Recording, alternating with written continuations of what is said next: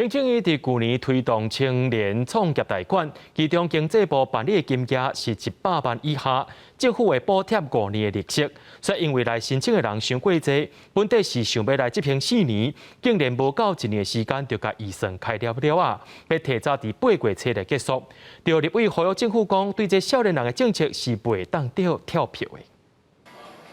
行政院对去年8月启动600亿的青年创业贷款方案，其中额度100万以下，政府会补贴真高档的利息，因为条件优惠，真侪人想要办，互关底4档的计划，还未一档利息补贴的预算就开了啊！即阵佫传出计划要提早伫8月初2就结束。减去贷款利息补贴，无疑是重创青年创业意愿的一个决定。创业已经很辛苦了，那如果还要被钱追着跑，这会让许多创业家因此而却步。原本要申请贷款的林小姐就认为，拄着疫情，青年佫较需要政府的帮忙。几若位民进党立委嘛伫会中批评经济部当初思考无周全，即马佫较爱想办法做满4档的优惠补贴，对青年的承诺袂当跳票。青年贷款持续办，而且100万以下10成保证，这个都是陆续继续办。利息补贴这一部分，如果